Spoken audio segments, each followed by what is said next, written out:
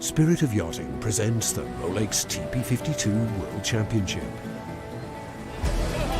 The world's best teams compete in what is considered the crown of monohull Grand Prix racing. In the tricky waters off Barcelona, 10 teams from across 4 continents battle it out in this prestigious regatta. The Spirit of Yachting on BBC News. We empower those who act, those who see the correlation between predictability and probability, those who manage risk by anticipating each move.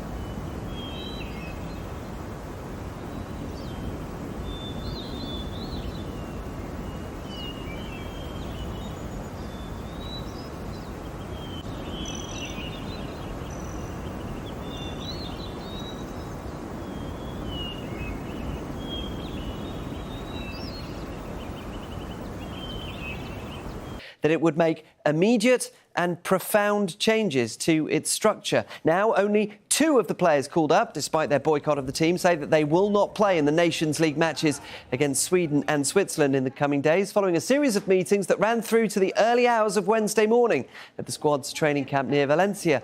Those 2 are Barcelona's Patrick Guijarro and Mapi Leon, neither of whom played at the World Cup. In the end, it's a fact that the situation for Patrick and for me is different to the rest of our colleagues.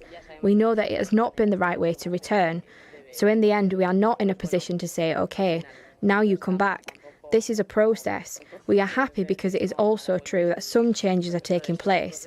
We have reached another stage. Little by little, changes are being made. And we are totally supporting our teammates, as we have done from the outside during this whole time.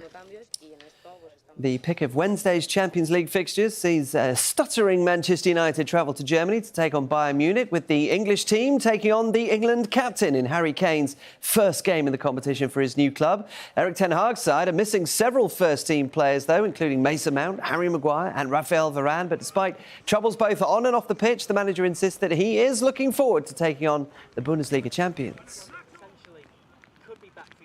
They leave you also sometimes spaces, but yeah, we are very respectful, and we know Bayern, especially in Champions League, home, especially group stage, they are very strong. But yeah, as you say, but yeah, we're looking forward because we like the challenge. Obviously, they've been going through a bit of a tough spell recently, but sometimes that can be really dangerous because they're looking for a big. United, obviously, they've been going through a bit of a.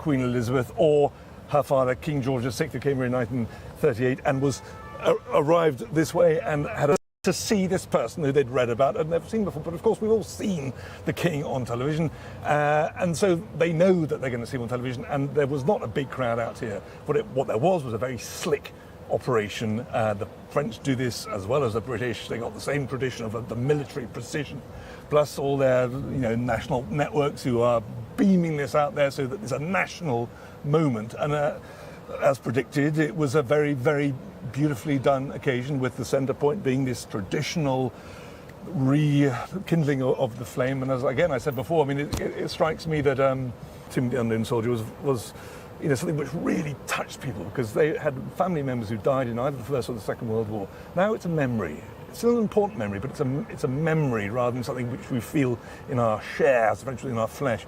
So they keep going through it to remind people that it's there, but somehow it doesn't quite have the same poignancy, I don't think, that it used to. Interesting. And from here, we watch them proceed down the Champs-Élysées, as I was just mentioning, and then turning left into the Élysée Palace. So we may potentially be getting some live pictures from inside there. Talk us through that. A bilateral meeting, what does that mean? Yeah, I mean, this is classic and has to take place. I don't think we should expect any particular information about what they talk about. It'll be very protocol demands that it be kept behind closed doors. And I don't think, in reality, it'll be interesting, but it'll be fairly, I won't say platitudinous, but I mean, the King does not come here to talk policy. He comes here to talk about goodwill, about shared areas of interest and shared areas of purpose. And of course, as you've said many times today, I mean, the environment is clearly going to be top of that. We know that it's one of the King's long-standing concerns, and it stands him in very good stead in France that he's got this reputation of having been a kind of early warning on this matter. Now, of course, everyone agrees, but it does him a world of good to have this background. And so they will talk, but of course they'll talk in very general terms about how it's very concerning this and how much we could do there, but it's goodwill. It's goodwill. And we should get a sense of what was spoken about at some